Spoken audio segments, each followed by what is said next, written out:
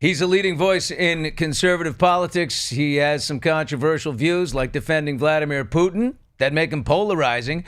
He doesn't give a shit. That's the thing about him. Literally, what anyone thinks, he doesn't care. He's got a very recognizable laugh and a supreme head of hair. You give up. Tucker Carlson is with us today. He'll be coming along shortly, but we got to get into the bloodbath that was the White Lotus last night. It's Hot Mics with Billy Bush, presented by our friends at LA Golf.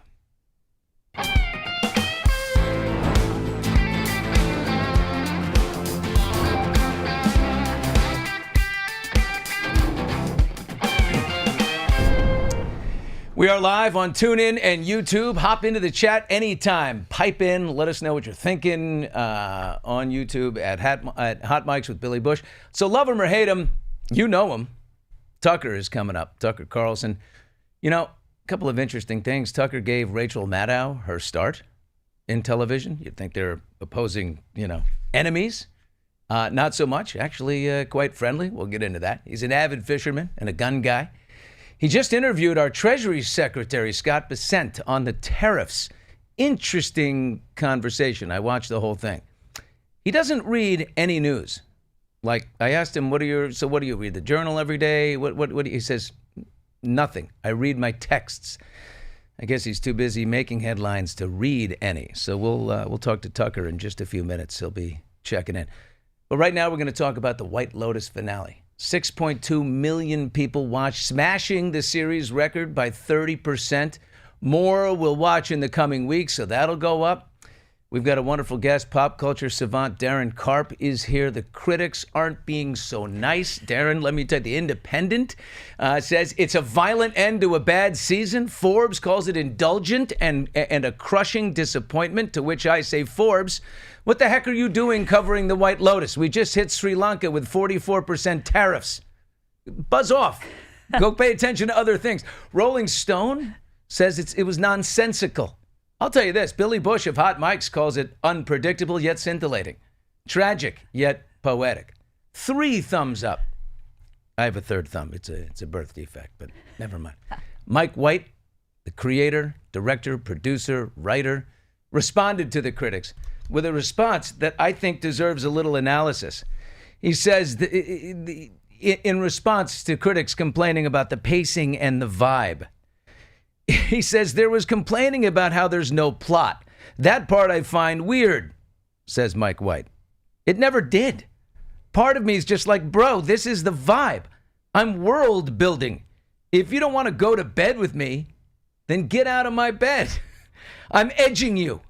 Enjoy the edging. I don't know what the hell that means, edging. But if you don't want to be edged, then get out of my bed. Do you know what I mean? Don't be a bossy bottom. God, I still don't know what he's talking about. Get the blank out of my bed. Don't come home with me. Don't get naked in my bed. Get the F out of my bed. Obviously, something is going to happen. Okay, so that's Mike White responding. I really don't know what he means, but Darren Karp is here, and let's talk. Oh, spoiler alert. We're talking about the White Lotus. That's right. So, sorry. Let's talk about this. The highs and the lows. First of all, did it deliver for you? The whole season I've actually thought it was a little bit overrated. There is no plot, okay? This is about narcissistic, that's what he says. I'm rich world people. building. And I agree with Mike White. Don't make me edge you. I could edge you You're right now. You're not gay enough to even understanding what edging is, Billy Don't Bush. insult me like that on Hot Mics. Let me just say, I as the resident gay here, I will say you're edging. You're getting right to that orgasm. You're just edging Mike's right gay. to it. Exactly. That's why he can use this term. He's edging right to that orgasm. He's giving you up to that world, and then he's just hoping that you deliver. Edging is sort of the whole point of sexual intercourse outside. Oh, so you know what edging means? I do. I mean, there's many reasons to know. Well, there's let's start plenty there. of edging. Edging means like you're about to, but you don't. You're on the edge. You're on the precipice of pleasure, my friend. You're on the precipice. You're and yet right there on that brink. And yet. And that's kind of what this entire season sort of was. I mean, Mike White, in his response to the critics, and let me just say, it has got to be very frustrating to spend the entire year writing, casting, filming, shooting, re-editing, whole thing for us to watch 8.5 hours of your show and then just absolutely pan it. Okay. Like it was a beautiful show. It was well done. The character development was decent, but I just don't think the character development really delivered in the finale to get what we wanted. And Mike's what did you want? I got everything I wanted. Well, listen, I mean, I felt like Carrie Coon's speech was really supposed to be like this, the piece de resistance. It was supposed to be the pinnacle. It was supposed to be what we all learn. It's really about the journey, not the destination. But we didn't have enough character development from her to really understand. I mean, she's looking down at her friends who've been bitching about her the entire time. Every time two of the three Michelle get together. Monaghan, Leslie Bibb, and Carrie Coons are the three friends who one of them's a Trumper, the other two are. Yeah, it's classic like female toxicity in that way, where girls kind of they want to uplift each other but also talk shit about each other. Oh yeah, can't help it. Which is common in the female community. And she's looking down while they're in the pool and laughing, and you can see that she has this like resigned, like she's pissed off, but she's also really happy that these girls are her friends. And we didn't really get that moment. I didn't get that. I wanted to see. Mike White is famous for close-ups on the face and a moment of realization. Seeing that slow burn of someone being like, I made a mistake, fucked up. Jason Isaacs did this a lot in the season. We just didn't get that with Carrie Coon. There just wasn't enough time, which is why there really wasn't plot, that we just didn't really understand it. So I thought But there was lots of vibe. Lots of vibe. Yeah, the whole show is vibe. The whole show is being, with narcissists vacationing in a place I can't afford. That's great vibe. Great vibe. What a great deal. I didn't know this, but they did a deal with the Four Seasons. Yes, they did. To do all over. Everything's a Four Seasons resort, which means Mike White and his scouting team are about to go on a several, month vacation to Four Seasons all over. They're being fed it. It's like a $25 million deal. They're making ancillary money. You wouldn't believe what they're paying them. I think it's going to be Australia. I'm feeling they're going to stay over in that part of the world. That would be interesting. That would be. But French Riviera could do it for me. Maybe, Hearing some Marrakesh, possibly. That'd be cool to do a little Africa trip. Yeah, I mean, it's going to be glorious and gorgeous wherever it's going to be. Anyone retain? Anyone you think, like, they brought back Belinda from season 1. Yeah. By the way, and she does the same thing that Jennifer Coolidge did to her. Yep. It's a little porn shy. She was porn shy. She has sex with the guy. They're going to start their spa together. She gets $5 million from Greg, and then she dumps the guy. She's supposed to be the moral heartbeat of the whole show, and then she's like, "Oh, for $5 million, I'll sell my fucking soul, no problem." I'm like, Belinda, you're supposed to be the good man. Even Guy Talk, who was like, I can't be violent. He's telling Mook, he's like, I can't be violent. I don't want to ruin anyone. Ends up being the bodyguard for the owner of the Four Seasons of Four Seasons Thailand. Sold himself right out. He sold himself right out too, just to get in that position after he shot someone. Now you could see the moral sort of conundrum when he wanted to shoot, Walter Goggins' character Rick, but then he just became everything that he said that he didn't like. Like, are we all just walking contradictions? Maybe that's Mike White's point, that we all sell ourselves for a certain price. Oh yeah, there's a price for the Bushman. Yeah, believe me. You want to throw it at sure, me? I I'm will not above sacrifice anything you want for the right number. Yeah. What do you think about? Listen, when I say tragic and poetic, the death of little Rick's Chelsea, Chelsea. Walton Goggins and Chelsea, he resists killing the guy. I love that he resists in the first and comes back. This little beautiful thing. She loved this dark soul and wanted to save him all along, and she never gave up. Little Shakespearean in a way. I mean, she's the only person that believes in Rick. She's the only one that really thinks he's got something redeeming about him. Yeah, and she's sort of, she's a little bit of a waif, and I think she's entirely naive, but you can kind of tell that she really believes in the love. Super tragic. I do think it kind of had to happen because she was getting absorbed into his web. Like, she wasn't seeing the forest for the trees either, She was sort of blinded by his money, and I guess it must be money because he never looked rich to me, though. I never believed that he was rich. He looked like a bum. I know, and then his greasy hair, I never really understood that either. But he had to have been rich because that's where they are. Everyone who was attending that hotel, I think there is a modicum of welfare. I think that's sort of the point. But she had to end up dying. I think that was his ultimate punishment for probably not listening to her in the first place. If he had just listened to her, he would have avoided this entire thing. But very, very Shakespearean, very Romeo and Juliet. Him carrying her and then splashing in the water. He ends up face up. Very poetic, but... And then little Guy Talk, who, the meek shall inherit the earth, or at least the job as bodyguard to, I think it's Sitala, the lady who runs the resort. he does get what he wants in the end. But what a coward! Like finally, he stepped up, not in the brave way that his girlfriend was hoping he'd be, some shining knight. Shot a guy who was right in the back. Shot him in the back. Yeah, that isn't particularly heroic. Also, these guys, the Russian guys who almost cost him his job, who literally robbed him at gunpoint, he lets them go free. He takes on the onus. They're like, if you tell anybody, we're going to get deported and we don't have this. And he says nothing. We're going to kill you. We're going to get deported. We're going to get deported. And then he saves them from doing that. Why? They put him in a really shitty position and then he does it. This just goes to show guy talk. These people, Belinda, these people who are inherently good. We view them as just hard workers, putting their head down, doing the work, want what's best for them, end up being just as kind of shitty as these rich, narcissistic families that we're seeing kind of come in and out of White Lotus. I mean, maybe that's the point Mike White is trying to make. I mean, we all have a selling point. Do you have a people pleaser in your family? Yeah, you're looking at her, I think. Are you the people pleaser? I think so. Years of therapy is getting me out of this, Billy. What about little Sam Nivola there, the younger brother? I mean, he was excellent. He was really, really what excellent. What a moment between he and Patrick Schwarzenegger where he's like, you like to ejaculate pretty much everywhere all the time, and I'm the people pleaser in the family, so I was just trying to help you. I mean, he's going to be a Buddhist for his sister. He's jacking off his brother because he loves porn. I mean, this is...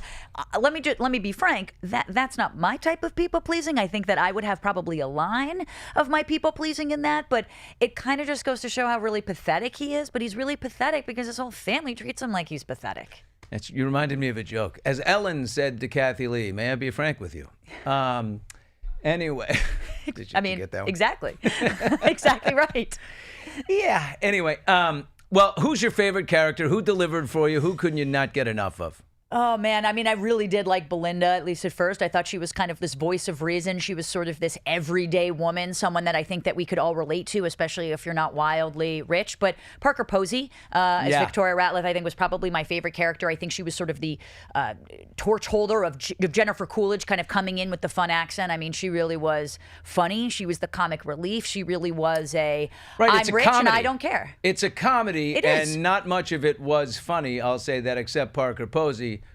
We all had these theories. I thought, that she might be one to take, that would die in the end because she couldn't handle the idea of But that would be too similar to season 2. I mean, the fact that Jason Isaacs wanted to save his son Lachlan because he was kind of the only one who was like, yeah, I could kind of live with nothing, I think is kind of beautiful in a weird way. I mean, obviously he ended up saving his whole family. But yeah, Parker probably deserved to die, but she was the only one who was honest and actually had the most self-awareness about how rich and narcissistic she was, and she didn't care, and I sort of love that. At least she was honest.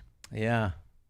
Listen, I'd be the worst television critic. I think they're bitter by nature, just generally trend towards negative. They got to look for something to say. Yeah, I mean, I'm the kind of critic you want. I mean, I just think it's such a massive undertaking, and I thought it was terrific. It's the one show that I really look forward to, each week, and I felt it delivered. And the ratings show, I mean, 30% up over last year. It's growing. It's a growing franchise. And it was a long finale. It was the longest they've ever had. Yeah, I like that. And let me just say, for someone who I think the show is overrated, I look forward to it every week. I watch it every week, and I will watch next season, and I will continue watching it because it's beautiful, and it's 7-8 episodes of just kind of vacation porn. I mean, I don't mind that. Exactly. Why Who not? knows where they go next? Darren, thank you so much. Thanks, Billy. We got Tucker Carlson coming up here in a second. He's in the waiting room. I'm gonna bet that Tucker Carlson did not watch the White Lotus finale, nor any episodes of White Lotus. I think he's doing other things.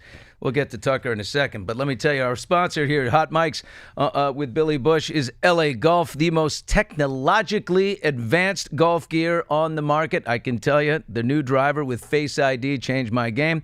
No more expectations, no more outdated conventions, just individuality and innovation behind your swing. Literally go to lagolf.com, answer like 11 questions, one including your swing speed, and the next thing you know, you've got a driver with a head that matches your swing speed. From the first ever fully assembled clubs to the best balls in golf, bring your game to the next level with LA Golf. They're going to be down there at the, I'm actually going to be joining all the guys at LA Golf down at the Masters for a couple days. I've never been to the Masters. Oh, I cannot wait for that. The great Jim Nantz, by the way. I'm thinking about him, the announcer for, the legendary CBS Sports announcer. Hello, friends. He's got a big one tonight. His alma mater, Houston. He's no longer doing college basketball. He used to do the Final Four. He used to do the March Madness.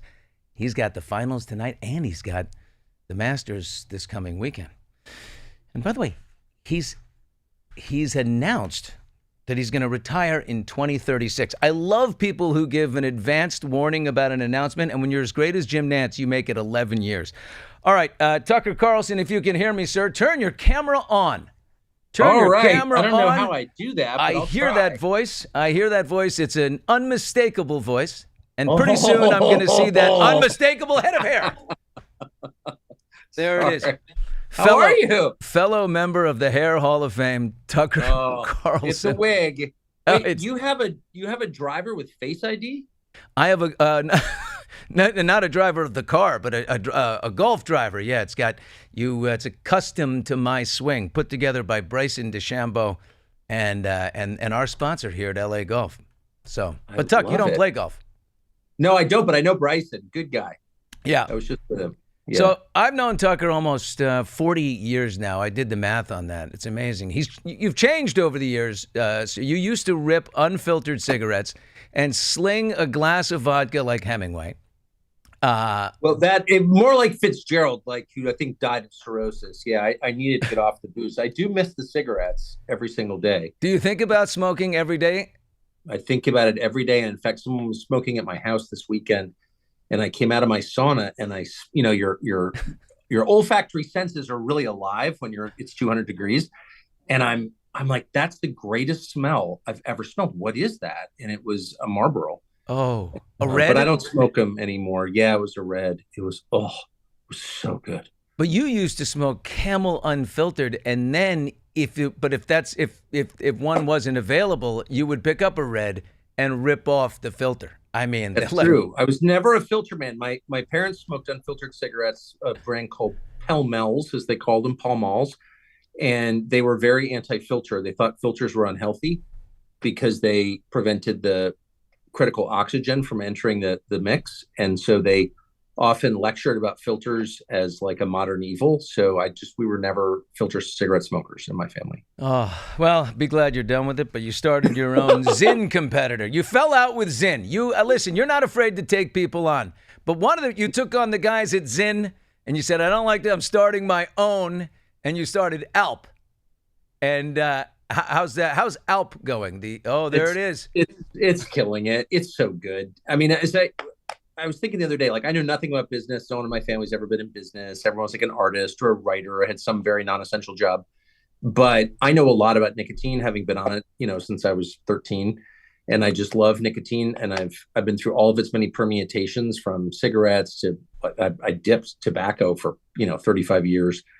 Chew, snuff, cigars, you name it, I've done it. And then Zyn was just garbage. And I was, I don't like the company. It's a foreign company with, not the same values at all. It's a Dylan Mulvaney type company, but I just didn't like the product. It was just dry, like a tea bag. And, you shouldn't be teabagging. So we produced it's just wrong. Look, it's legal. I'm not, whatever. I'm not into it though. And so we produced a moist product, which is just and I use number 9s all day long from the second I wake up to the second I go to bed. 9 milligrams? That's these are like NHL guys, hockey guys, dude. Between 9 and 12 is like 8 and 12 is big. Was that time. Like too much Christmas, too much happiness, too much contentment? I think too much deep calm? No, come on. There's no such thing. Oh God. All right. Well, Alp, I've had him, and I also enjoy a cigar and a little nicotine. It's okay. So good. Tuck, I watched your interview with Scott Bessent, our Treasury Secretary. How did you feel? How did you feel before talking to him? Were you a little nervous about the tariff situation and how quickly they arrived? And how did you feel after? A little nervous? Yes. Yes. And let me just say, this is not my area. I've got a bunch of passionate interests, but the economy, well, I'm interested, of course, in prosperity. It's not my area. I was never an economics guy. I've never been in business. I try to stay away from things I don't understand very well. And this is definitely something I don't understand well. And if you ever catch me pretending that I do, then I'm lying. But I happened to be there the day last Wednesday of the announcement, and it was just so different from anything I'd ever heard about trade. I mean, I knew that Trump was for tariffs, but this seemed like a big deal. And then, of course, I start getting calls from people panicking, Trump voters who are feel like their portfolios are threatened, et cetera, et cetera. And then the market dips pretty dramatically, and I just still dipping. Yeah, big time. And so, I had an interview already scheduled with Scott, with the Treasury Secretary, who I like. And wow. I thought he was reassuring. I thought his point that half the country doesn't own anything, not just no equities, but doesn't own a car or a house or anything. There's just no ownership. It's increasingly a country of the rich and the poor. That's a really bad thing. That's a recipe for instability. I don't know if this is the answer to it, but I'm glad someone's thinking about the problem, because it's a core problem. It doesn't work. It didn't work in Haiti. It doesn't work in South Africa. And it doesn't work in any country with a wildly lopsided income distribution becomes unstable. And our country was always stable because it was fundamentally middle class. It was egalitarian. That's obviously gone. And both the spirit of it and the reality of it, the middle class is not the majority anymore and hasn't been since Obama. So I think that's a really, really big deal. I'm not an expert on what the solution is, but I'm grateful that someone's taking it seriously. Will this work? I mean, I literally have no idea. I want it to. I want people to be enfranchised. I don't want the stock market to be the only measure of wealth. Like, that's insane. If half the country owns no equities, then how is that the right measure? What did Warren Buffett say? It's the voting machine, right? It's the stock market. Right. Where it is how people vote, but it isn't the only indicator of health. My cousin John Ellis writes news items, which is a great Substack letter. He said, imagine you're leading a caravan of cars up I-95 North. And you suddenly realize you're going the wrong direction. You got people behind you. What do? You exit, you turn left onto the freeway, then left again to re-enter the freeway, and now you're heading south, and everyone is behind you. You're going the other way. But what Trump seemed to do is it felt like all of a sudden he just slammed the car in reverse, which causes a multi-car pileup, and everybody's freaking out, wondering where this settles. I'm just wondering, you speak to him. You have access to him.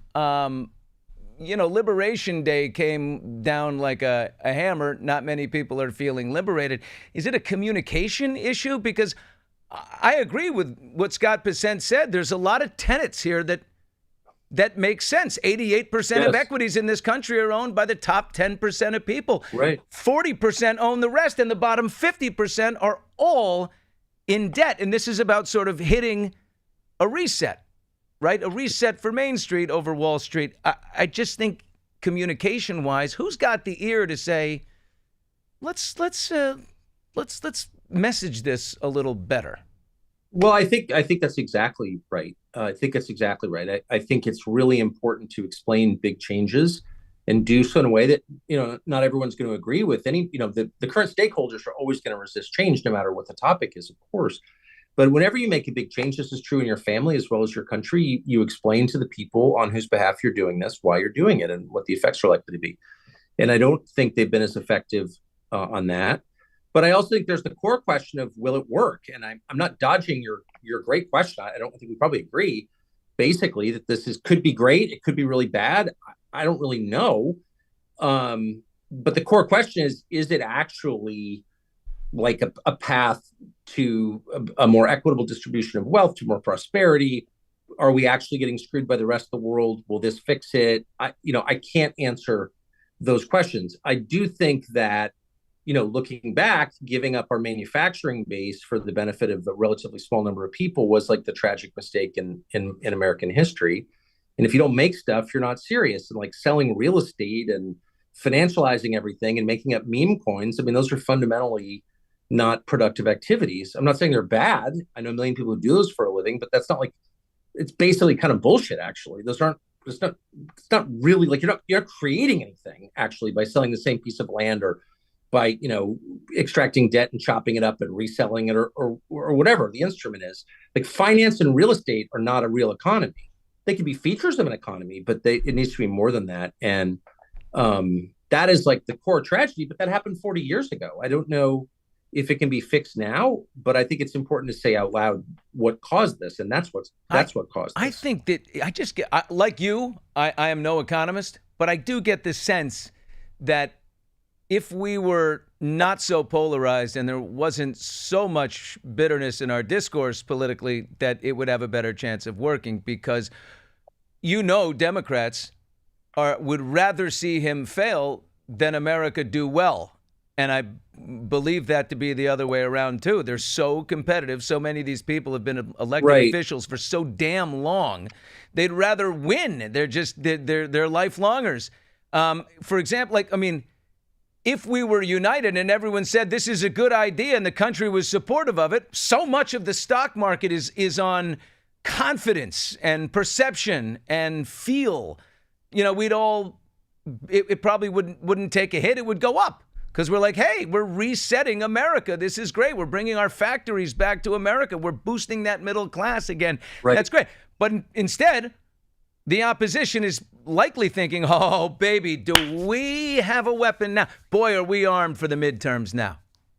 Well, and that does, as a political matter, I try to put politics second in my thinking of everything, because it's never the most important thing. But the truth is, we're on a path to certain destruction, because of our debt load. Yeah. And Ray Dalio, one of the great investors ever, I think pretty sure he's a Democrat. He's always been a Democrat. So it's not a partisan question, but he's written a lot about this. It's Dalio, Ray Dalio from Connecticut. And he's kind of retired and just writes about economics, macroeconomics. But he just makes the point, tariffs or no tariffs, you were still at a place where our wealth is the product of borrowing from foreign countries. Our biggest buyer of treasuries is Japan. Number 2 is China. UK, I think, is number 3. We're basically being subsidized by all these countries. And at a certain point, it doesn't work anymore. Like, people aren't going to buy your debt if they think you've got too much of it and you're not going to be able to repay it. It's really already the interest on our debt is more than our budget at the Pentagon. So, if that doesn't tell you. Right. And the reason that's the case is because the less likely your creditors are to believe that you're going to pay them back, the more interest they're going to charge. Like, the higher the risk is in loaning you money. Right. So they want a better return on it because it's riskier. It's a riskier investment. So the numbers go up. Right. That's what a market is. It's a calculation of risk. And so as the U.S. seems less credible, like the system just can't really work long term, then you just drown in your interest payments, and then you can't run your government anymore. And then you default. And then we're not even sure what happens. Then I guess you have to sell the Great Lakes, or, do you know what I mean? Give Yellowstone to the Chinese, or empty your gold reserves, assuming they're still there, et cetera, et cetera. So we're moving toward catastrophe. I don't know if the current tariff regime, especially the way they did it, is the answer. I really don't know. But we had to do something. That is without question. And anyone who claims otherwise is a liar or an idiot. That's a fact. Well, we all keep thinking that maybe it's just a negotiating tactic, and maybe he's going to say, okay, all right. And then, the market's like, okay, the joke's over. We can, our stocks are going back up. I've already lost 10%, of my portfolio, but that's what everyone's hoping. But, Trump doubles down today, and he's like, absolutely not. And if China doesn't take back their reciprocal 34% tax, I'm hitting them with a 50. Well, can I just say one thing that just bothers me as a not sophisticated person at all, a simple person, but the valuations of some of these companies, and I own, equities. I have invested in various companies, I guess, not an active investor or anything, but you have money, you just throw it in the stock market. So I've gotten hammered along with everybody else, I suppose. But it does seem to my novice eye that the valuations of some of these companies are a freaking joke. They're a joke. They're totally disconnected from the value that the company produces. Like, what times revenue is your valuation? It doesn't make any sense. Yeah. The way people are thinking about value, and the same is true in real estate markets, certainly in residential real estate markets. It's like, tell me how this house is worth, 10x the annual American family income. It's absurd. And so at some point, reality does intrude into markets, as in every other sphere of life. And the valuations become rooted in reality. And I do think that has to happen at some point. if not now, soon. I agree. I mean, I agree with it's amazing that there's all these people playing, they're playing chess and they're playing, it's like they're in Vegas with these massive valuations of these massive companies and they're moving chips and just the top, they're making killer margins on these things. We're not building anything. We're not constructing anything. Exactly. Manufacturing is, we don't, and I understand when Trump says, look, if you want to avoid the tariff, bring your factory back here. DuPont, you put it in all these different places. And people are wondering, why Sri Lanka? Why Cambodia? Why Vietnam? Well, I mean, that's China's back door, right? I mean, China's over there and they're putting their factories, so they're trying to avoid. So, I mean, look, everyone's just got to buy into this thing. And I just worry that those midterms come and then what we don't want is to just be left with one giant market disruption. So, I mean, we need to see gains from this in a short amount of time. I wonder, did Scott Bessent tell you that was possible? No, he didn't. I thought, he is a currency trader. That's what he spent his life doing. He's made a lot of money doing that. In other words, he's a markets guy. And my sense is, he did not say this to me, but, from hanging around, that he's not a tariffs guy either. It's not a natural position for him. I mean, most markets people are markets people. They're against interfering with the markets. They're against tariffs. Everyone was taught growing up that tariffs, trade war, caused the Great Depression. I don't know if that's actually true, but that's what people are taught. And so I think he probably was instinctively hesitant to back this, but he seemed all in. I mean, look, if the goal is to return heavy manufacturing to the United States, so like steel, electronics, greater car manufacturing, et cetera, if you want to live in a country that makes, dustpans and shower curtain rods, it's going to be a while before that happens because, first of all, you have to build the factories. Second, you have to staff them. With whom exactly? We're at basically 100% employment now, regardless of what the numbers tell you. So that's hard. If it ends up lowering the interest rates that we pay on the debt that we sell to other companies on treasuries, then that's a massive win. And my sense is that may be the actual short-term goal. Yeah. Now, China has some control over this because they can just dump a bunch of treasuries into the market, which, I don't know. There's just a lot of unknowns. But if the short-term goal, this is my impression, is to lower the interest payments that we have on our debt, which is the monster in the closet, then if that works, that will be a success, I think. Question is, ask yourself out there, anybody, if you don't support Trump and you don't like him, do you want to see this work? Would you like to see this work, or would you like to see him fail? That's everybody has to ask that. Let me ask you, Tucker, you're close to JD Vance. Yeah, I know your son works for JD. He's the assistant press secretary. He was not a fan. In 2016, JD called him noxious. He called Trump all these, he was a never Trumper. Let's just say his words for Trump, he did not spare a thing. They were rough. How about you? Have you had an about face? Were you totally against him in the beginning? Were you kind of like wait and see? Boy, is he entertaining, and I'm in the entertainment business, kind of, doing a show, so he's going to be good content. What's your evolution on him from then to now? Well, I've had a lot of different feelings about Donald Trump. I knew him 20 years ago because he was in our business. I mean, obviously, you knew him very well. I knew him very well. Yeah. So, yeah, you run across Trump, and I always thought he was amusing. I was actually an pretty aggressive early supporter of his program. I felt that immigration was wrecking the country. It turned out to be right. And I felt that the Middle Eastern wars were completely evil. And I still think that. And that's what he was running on, immigration and no more pointless wars in the Middle East. And I strongly supported that. There were moments when he, infuriated me along the way. And I was frustrated.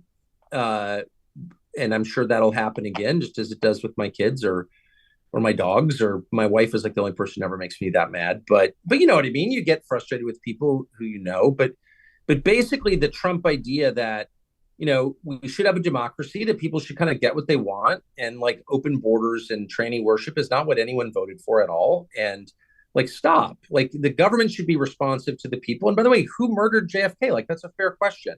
And why haven't you released all the 9/11 files? Also a fair question. And I don't care if you call me names. Like, how about you answer the question? Because I own this country. I'm a shareholder. I'm not your slave. That was, from my perspective, the core message of the Trump campaign. I support that. I have always supported that. And while he's at it, his own health records, let's see those, and his tax returns. And if we're going to be totally transparent everywhere, the Donald likes to withhold some things himself.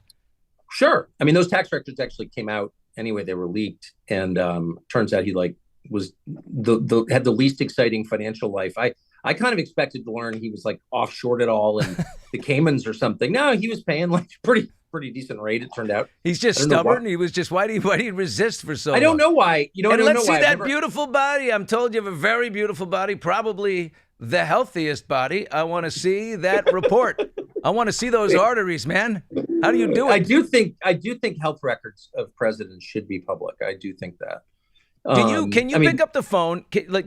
Can you look? One thing that there's concern of people think is, like, with Trump the first time around, there were people in there that, were kind of guardians of the old guard, to make sure that Trump didn't give in to his worst instincts. This time around, it's all about loyalty, fealty to Trump. And are there people there that can say, don't do this? And are you one of them, by the way? Can you text him? I know he texts you and calls you. I'm sure. Well, as I said at the outset, my area of interest and of some knowledge is not economics. Like, I'm interested in economics, but I just would never presume to weigh in on it because I just don't know enough about it. There are a couple other topics that I think I know a lot about, and I'm always happy to give my opinion in public and private. And my main opinion is, let's not have a war with Iran, because we won't win. Thousands of Americans will die. We cannot afford it, and it will destroy this country. And that's my view. I've said that in public 1,000 times. I've said it in private many times.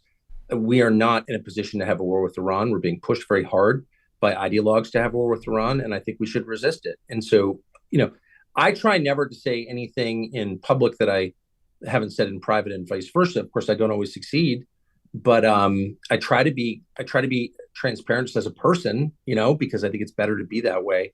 And that's just my view. And I'm pretty single-minded. We should not have a war with Iran. Right. And I think we're pretty close to it right now. I think people are super distracted. They don't understand. Well, if we're going to do it, now would be the time. I don't want to. They're as weak as they've ever been. So. Well, we say that. They have a lot more ballistic missiles than Israel, for example, has anti-ballistic missiles, or that a lot of U.S. bases in the region in the Gulf have anti-ballistic missiles. So, a lot of people could die. And moreover, Iran is part of a huge bloc now called the BRICS, which is the majority of the world economy and the majority of the world population. And so I think we could find ourselves kind of alone, actually, and facing off against a coalition that includes Russia and China and, God knows who else, Malaysia, Indonesia, huge countries. So, like, a lot of our policymakers either don't care about the United States, which I think is most of them, they just don't care, or they're operating on assumptions that are 40 years old. And they just don't understand that we're in a weaker position than we've been, probably since the First World War. And you just proceed with caution and prudence. Hubris is what kills you. When you're like, oh, I can have a second secret family because, like, I'm a powerful man, or whatever it is that people do that destroys them. It always has the same root, which is hubris. You overstate your own power. You believe you're more powerful than you are. And I think we're in exactly that moment. That's my view. Now, many people disagree with me. And by the way, if you come out against war in the United States, the neocons will, of course, call you a bigot or a racist or a tool of Iran or whatever. I'm Episcopalian, not Shiite. I'm hardly a tool of Iran, but whatever. They'll like slander you because what they really want is war, both because they worship death and because they get rich. Worship death. they totally do. I know them all really well. I used to work for them for years. Oh, they totally do, because it makes them feel powerful. Do you miss the traditional media? When I was with you on your show, show, we talked about my exit from NBC. Your exit from Fox News Channel is there anything you miss about the old guard, my friend? No, all the people I work with at Fox who I love still work for me. You took them all, yeah. One of them's walking the dogs to my wife right now, and no, I took my favorite people with me, a lot of them. And so I still work them every day, and I have my own schedule. I can say what I think is true. We have advertisers. We haven't lost any because they're advertisers that actually support us and whose products we support. And we have subscribers. And like, I think I've become, if anything, more moderate. I feel like I've always been moderate myself. I'm against libertarian. war. Aren't you a libertarian? Would you say you're Republican or libertarian? I don't know. I kind of hate the Republicans and I hate the libertarians. I don't know. All that stuff, I just sort of am trying to ignore parties or organized politics, but I'm against killing people. Okay. That's like the main thing I'm against at this point in my life. I'm 55. I've got a lot of children. I want to have grandchildren. I'm just against killing people. I think it's totally wrong. War at all costs, yeah. And I'm also against greed. I hate to say that, but I am. I don't like a lot of stuff that's going on in the financial sector because I think it's dishonest. I mean, I have a lot of views, whatever. They're not that interesting, but I can express them. That's my point. And the cool thing about the job, I know you feel the same way having done it your whole life, is you get to talk to all these really interesting people who are like smarter than you, or I'll speak for myself, smarter than I am, done more interesting stuff than I've done, seen things I'll never see. Like it's so enriching. I did 2 interviews today. And I like, my head is bulging with everything that I learned. So, wow, that is, as someone who didn't do well in college, he drank his way through 4 years of failure. It's like a thrill to get this ongoing education from journalism. Like, I really mean that too. I'm not just saying it. I would never give that up.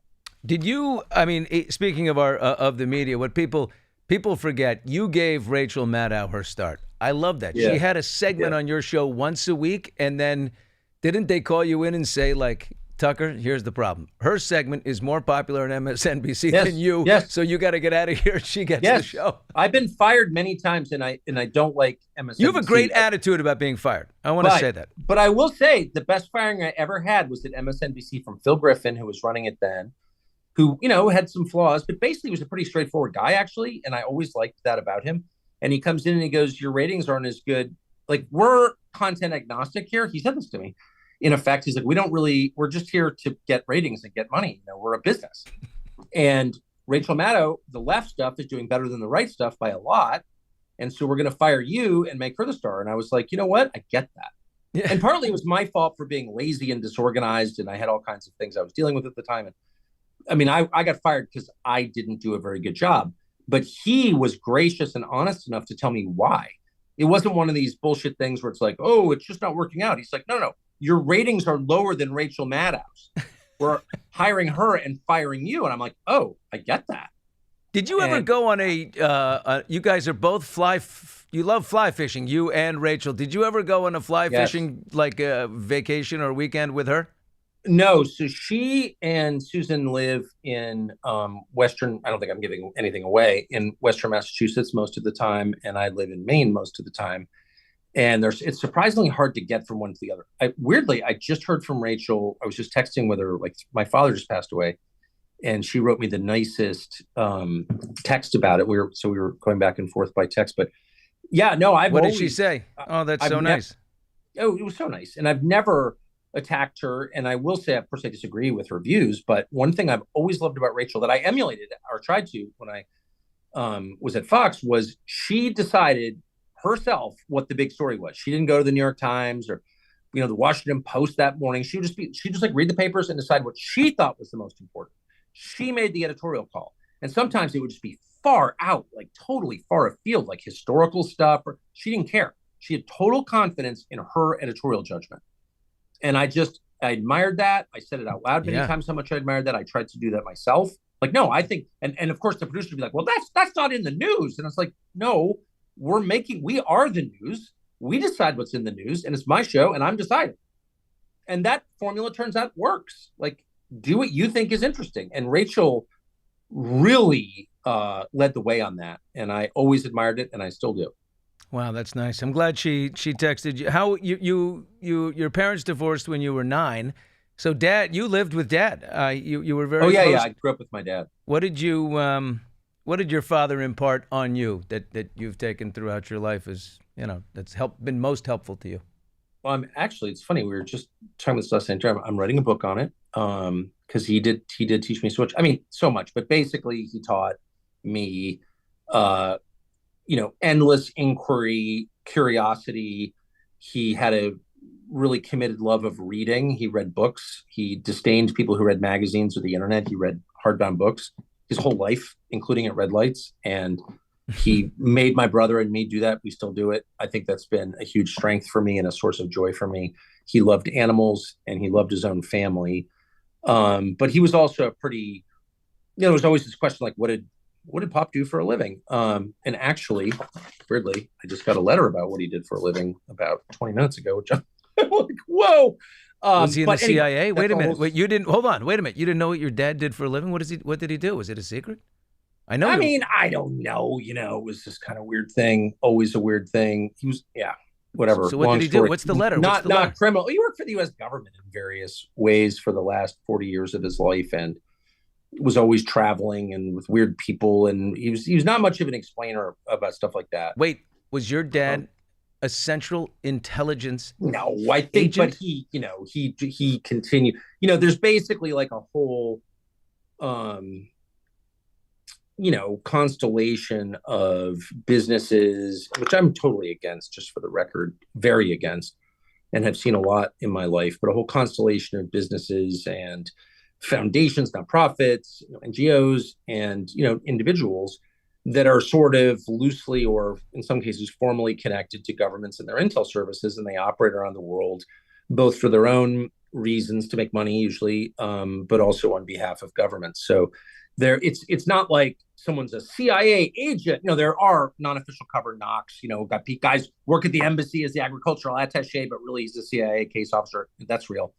But what's much more real and much more common is, you're doing this job, but you're also, helping out whatever government you're representing with its priorities and gathering information about that, et cetera, et cetera. Is that what they call deep state? Do they call that the deep state? Is that the deep? Is that deep? I mean, I stuff? think it's like if you go to dinner at a decent restaurant in Abu Dhabi, or and he's there. Pretty much everyone in the restaurant is in that, for some government or other, and probably not full time, but it's all a series of loose affiliations. But it has at scale the effect of making democracy irrelevant. It's like voters don't really have much say in a system where a lot of the real power is exercised secretly. Like if you don't actually know who's wielding power, then you can't kind of vote against it because you don't even know. And that was very much the world that he lived in, for sure. Your father ran the Voice of America at one point, which I remember, which means under Doge, if he was still running it, he would have been whacked. Federal employee out, off you go, right? I think he passed away the day that was announced, actually. Oh, really? Which was kind of. Are you gonna miss Elon? Oh, I love Elon, and I'm very opposed to technology just in general. Very, very opposed, adamantly opposed, really, to most technology. I'll just be honest. Everyone else disagrees, but that's how I feel. And so there are parts of his business that I can't understand or endorse. But obviously, I'm not for electric vehicles at all. But I'm for bicycles. But I love the fact that he opened up X as a social media platform to free speech. I will never stop being grateful for that. Yeah. I know him and I really like him personally. I think he's a principled guy, and I think he's smart, and I think he's hilarious. But he brought back free speech to the American media on that social media app, and that's like a world historic deed and good. Like if you don't have free speech, you're enslaved. If you're not a citizen, you're a slave. You know what I'm going to miss about Elon? Awkward pauses. Yeah. I love a good.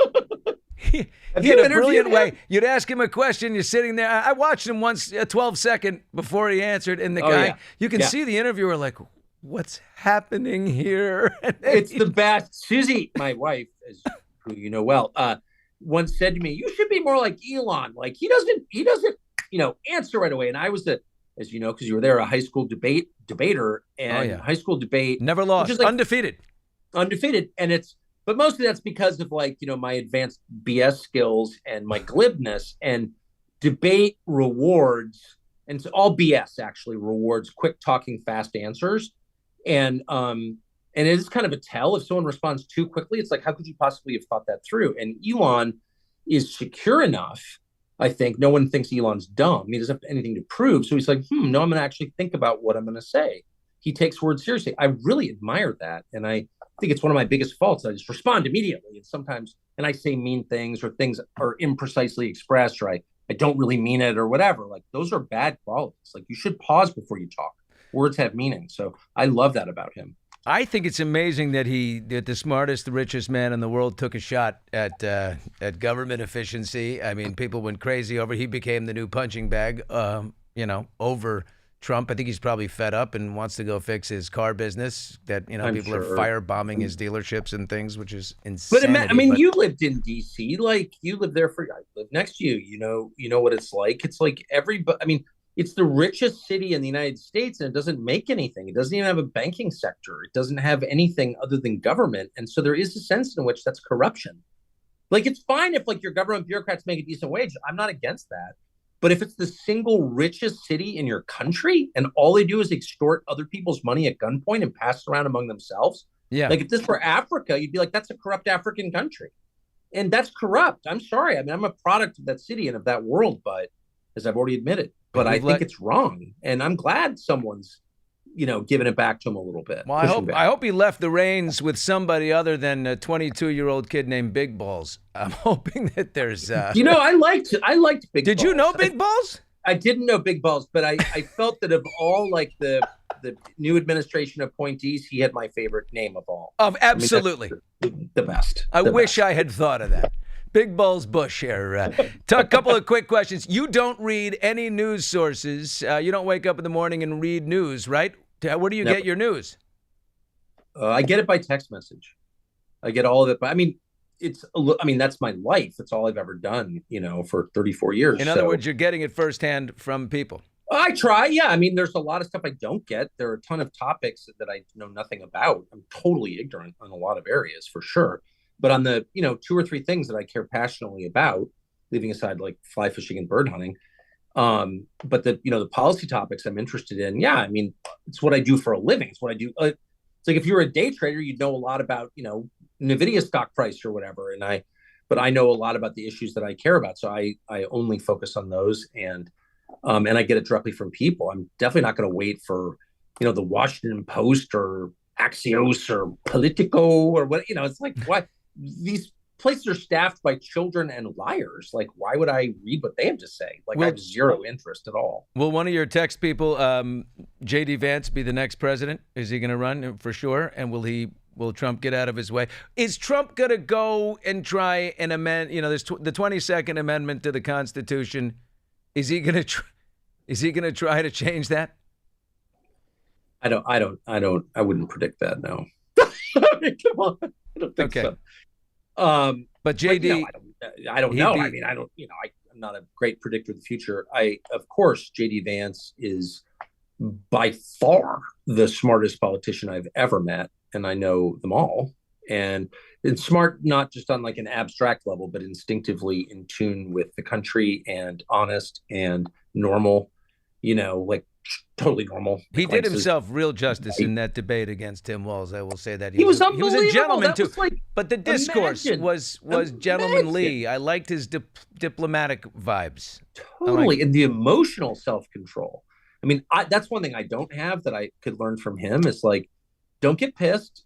Control yourself. Like, control yourself. Like, don't have 2 pieces of cheesecake.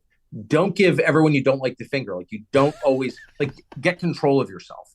These are things I repeat to myself like a mantra. And JD just had it. I mean, he never got pissed at Walz.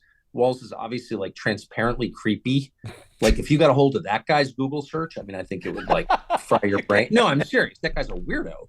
And if I was on stage, I'd be like, this guy's not like a sexual way. I mean, maybe just looking at weird tools. I mean in a sexual way. No, a sexual weirdo. No, you cannot, Tucker. You cannot say that about the lovely Tim Walz. Why? It's so obvious. It's so obvious. I look at the guy and I'm like, are you joking? God. You cannot lead my Boy Scout. Now I want to see his Google search. That guy's a freak, dude. And I knew it the second I saw him. And if I was on stage with him, I'd just be like, you're a freaking weirdo, dude. Like I dare you right now. Let's go to our phones. You show me the last 4 dozen websites you went to, and I'll do the same, and we'll see who comes up better. That's what I'm dying to see his Google search right now. Oh my gosh, that guy! Oh yes. Password to the phone is clear history. Ladyboy. But But JD Vance, like, he just played it totally straight, totally decent and nice. And I thought I could really, well, look what I just did. Look at the lack of self-control that I just engaged in right there, that I allowed myself to say all these ugly things that I'm thinking. JD would have controlled himself. Well, I know you'll never run for office. No, are you You can't say, well, you probably would say these things, and then you'd get more popular because you know what? It worked for Trump.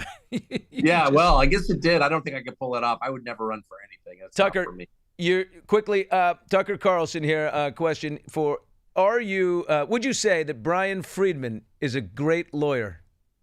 Oh, he's unbelievable. He represented you, didn't he? Brian Friedman, yeah. Brian Friedman is like this amazing combination of the most ferocious attorney you could ever hire, who's actually not working for the company that you're up against. Usually these lawyers have divided loyalties, and so they sell you out to the person you're in conflict with. Brian's not like that. He's like truly single-minded in your service and in your defense. But he's also, so he's like, you're kind of letting him out of his cage and he's snarling at the other guy. But he's also like an incredibly decent person in real life who helps other people get sober, who is in touch with all these hurting people, helping them in his spare time. Like, he's an amazing guy, actually. Have you kept up with his work? Do you know his client, Justin Baldoni? Does that mean anything to you? It literally means nothing. It's so funny that you say that, because someone was just trying to explain to me some story about him and an actress, and I'd never heard of either one of them. I mean, that's what I'm saying. I'm like, I'm just focused on the things I'm focused on, and I'm pretty ignorant of that stuff. He's in the pop culture. He's got a pop culture client there, and it's an absolute battle royale, and nor am I going to try to explain it to you. But this guy's unbelievable. Everybody wants Brian Friedman. He's represented you. He's represented Chris Cuomo. He's represented Don Lemon, who you used to call him Don Lemon. Mr. Lemon. Mr. Lemon. Justin Baldoni and Chris Harrison from The Bachelor. I mean, it goes on and on. I hope to God I never need him, but when I did need him, I wish I knew him, which I didn't. But that is amazing. Tuck, are you watching any? Oh, we got a question from the control room here. There's a group of folks that want to ask a question. Go ahead, Tucker's here. This is from Eric Kelly. Tucker, what's one thing that maybe you've changed your mind about in the last 5 years or so? Oh, that's from the YouTube audience. I've changed my mind about so many things. I mean, I used to make fun of anybody who raised questions about the settled narrative on anything. I mean, I was like an idiot, and I totally bought into the system that produced me, if I'm being blunt. And, anyone who's like, well, who killed Kennedy? Well, obviously Lee Harvey Oswald is a lone shooter, and like Jack Ruby just got so pissed because he loved Jackie Kennedy so much that he assassinated him in the Dallas Police Department. I mean, like, obviously that's the case. And, or 9/11, like, 9/11 reports on the level. It's like, I just believed all of that stuff. And I don't know the truth about most things. I don't know the truth about the most basic things, actually. Well, because people like structure. They like structure. They like to know that we're secure and safe. We're like babies in the womb. We want to know that we're okay. Yeah, I think that's right. And people don't want to, it freaks people out when you question things because it makes them feel like things are unstable. But I have really come to believe that any system built on lies, this is, again, true in the family as it's true in the nation, is weak. It's got a weak foundation. It will fall ultimately. Like, the only thing that really endures over time is the truth. And so if you have a whole system, or in our case, a whole government that's built on generations of lies, which ours is, unfortunately, you have to tell the truth and take the hit. And like, some people are going to be embarrassed. Some may get punished. Some will have their reputations destroyed, certainly, but you have to do that. You can't just go forward piling lie upon lie upon lie, or else it collapses. So I really believe in disclosure. That's in the last 5 years, I've become totally convinced of that. All right, one more question from the chat here on YouTube. What for Tucker? Go ahead, quick. All right, real fast. Yeah, also from YouTube. What's one moment during the Fox News years that you'll never forget, and maybe it didn't make air? Ooh. Oh gosh, I mean, I had somebody so walk many. Off? I was doing all these interviews every night. I had a great time, by the way. There are a lot of things I don't agree with, the constant warmongering, for example, and the dumbness about Fox, but the people were great. They were super nice to me, and they let me do pretty much whatever I wanted, and I'm still grateful. Will always be grateful to them. So I just want to say that. But I would say the most intense moment I ever had was when we had the creepy porn lawyer on our set. Oh, Michael Avenatti. Michael Avenatti, exactly. Yeah. He hated me, and a stipulation of his coming on was I not call him creepy porn lawyer, but he was, of course, a creepy porn lawyer. And so I lost control. I had promised not to call him creepy porn lawyer during the live show. And I don't know if I broke my promise or I just got carried away and did it anyway. I think I got carried away. I didn't know if I meant to break my word. I feel bad if I did. But anyway, I called him creepy porn lawyer. And he had a bottle in his hand of Perrier. And I thought, I was positive he was going to smash me in the face with it. And the guy is like a monster, which I think is serving him well in prison. I mean, he's definitely head of Aryan Nation or wherever he is now, because he's like physically huge, like twice as big as I am, and kind of a menacing character. And I really thought, and in fact, my floor director, Louis, was a wonderful guy, like rushes forward, just thought I was going to get killed. But the creepy porn lawyer. Remember, and to be clear, you didn't adjust it. You didn't call him CPL. You called him creepy porn lawyer to his face, and he lost it. Yeah, and by the way, I shouldn't have, but he just was literally a creepy porn lawyer. That's all I can think as of. Creepy it just as had Tim to Walz, but definitely it's still creepy on the creepy spectrum for sure. And I shouldn't have done that. And he texted me after the show a text that was so profane and hostile with so many promises of violence. Like I should have framed it. Oh my God. Now, of course, he's incarcerated, so I'm safe. But yeah, that was intense. Tucker Carlson, we have taken up so much of your time. You've been working all day. Thank you so much. Give my love to your wife, your amazing kids, if any of them are around right now, your dogs. Are you in Florida? You are in Florida. Yes, I am. Okay. Thanks so much, Tuck. Really Bill, appreciate you're the best. it. Thanks, man. Everything's the Tucker Carlson network is growing and growing every day. It's massive now. His latest interview with Scott Bessent, the Treasury Secretary, is really worth a watch. I watched it all this morning. It was really, really good. Okay, coming up, hot mics, hot takes. Trump met with the Dodgers today. You think Kamala has a problem with the word salad? The Donald word salad in front of the Dodgers is unbelievable. We'll get to that one. But first, do you want it from the paper or do you want it from the... Let's go to the paper. All right, hot mic. By the way, if you're listening to us on TuneIn, we appreciate. Don't miss a second of the action with TuneIn Premium and unlock access to college sports, every NHL game with blackouts and more. Plus, enjoy more than 100,000 commercial-free music and news stations globally, so you can stay connected. Go to TuneIn.com/premium and sign up today to unlock it all. All right, let's get into hot mics, hot takes. Okay, Trump, this is an absolute classic, huh? Huh, Rob? I love it. Well, yeah. We're going with a little sports here now. Hold on, we don't have your microphone on right yet. They're adjusting right now. But I'll tell you this. Here's what happened. The World Series champs, the Dodgers, visit the White House today. Donald Trump is greeting Shohei Ohtani, and he's got the whole team, right? The great Shohei. Here is the Don congratulating the team in his own unique way. Year the Dodgers faced down adversity. You entered the playoffs battered and bruised, but not broken. When you ran out the healthy arms, you ran out of really healthy. They had great arms, but they ran out. It's called sports. It's called baseball in particular, and pitchers, I guess you could say, in really particular. But I mean, it's unbelievable. What the heck? The particular, there's a baseball with the arm and the whole thing. The baseball, the Ohtani, I don't know. It is, it's a little bit stunning, the Don. All right, Rob, we can hear you so you can talk. We got your daughter's wedding, Jordan, getting married here. Yeah, my daughter Jordan is getting married in 12 days. 12 days. And you're going to be there, and we're serving chicken or gnocchi. Bill? Chicken or gnocchi? Yeah, what do you want? No fish, huh?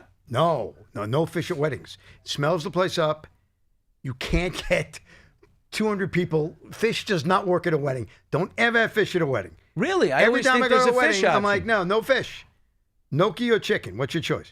I'm going to probably have the chicken just to keep it lean and to give me a little more energy on the dance floor. Gnocchi might weigh me down. So there's a whole thing going on in India right now, Bill. I don't know if you know about this. But, Indian weddings go for like a week. Oh. There's like 1,000. Anyone you've ever met, looked at, seen, heard about, gets invited. Everybody's there. Well, now when they serve you the food, they give you a menu of food. I think we have the menu of food. There it is. And it gives you the calories. Okay? And the reason they're doing Body shaming at a wedding? This is to motivate you to get on the dance floor and work off the calories. That's what they're doing in India now. Wow. This is a motivation technique to get people up and dancing. Good idea? I think it's a great idea. Why not? Now, there's a lot of food in that menu. I've never But I seen never it. have a problem dancing at a wedding. You're the king. By the way, I just busted moves. I went to a 50th birthday party at the Hotel Bel Air over the weekend, Very which fancy, is super. Bill. This was not a cheap thing, but I thought like after the toasts and everything, Reese Witherspoon gave a toast, and it was very funny. She was great, and I thought it was over, and they said, all right, come to the ballroom now. And there was a band from Nashville in there. It was country western style. Oh, man, the Bushman was boot, scoot, boogie all over that floor. I was on fire. Well, there's no question you're going to be the same thing at Jordan's wedding. Your daughter, Jordan, And who you I know love. my daughter, Jordan. And Your you daughter know- is an oncologist. This girl is so smart. She went to Duke and then on to right to med school. UCSF Medical School, which I didn't know at the time was one of the best medical schools in the nation, and now she's a fellow at UCLA and oncology. I mean, it's just incredible. And what's her best characteristic? Her big, giant smile, Always. her disposition. She's always has a smile on her face. She I think does. that's where we leave this day. I think we have to all. She Listen, does. A life is. If you put a wonderful smile to on your face, you know what it makes the other person do? Smile. come back. I love that. And her fiance is going to have that smile too, Big Mitch. Oh, he should have a smile, because you know what? I'm going to say this right now. He is out of his league, my friend. That guy outkicked his punt coverage. That guy outkicked his They're punt great coverage together. a mile. They're great together, and they're going to have an incredible athletic kid, and I'm going to love every minute of it. Well, he's Kids- 6'9", so he might be He's that 6'5". athletic will be He played basketball. football at Georgetown. He did. Yes. Very bad team, but that's okay. Hot Mics with Billy Bush, presented by LA Golf today. Thank you to Tucker Carlson. Thanks to Darren Karp, who came in earlier talking White Lotus. Take your swing to the next level with LA Golf's cutting-edge technology. Visit lagolf.com. Upgrade your game with the new state-of-the-art Face ID driver. And thanks for listening. You can always listen exclusively on TuneIn. And ask your Alexa or your Google to play Hot Mics with Billy Bush. If you miss a show, just go to tunein.com/Hot Mics to catch up on previous episodes. And thanks for watching. Please go to YouTube and hit subscribe. We are at Hot Mics with Billy Bush. And we're back on Wednesday, deep into the Karen Reed story. What's happening in Boston. Bye-bye.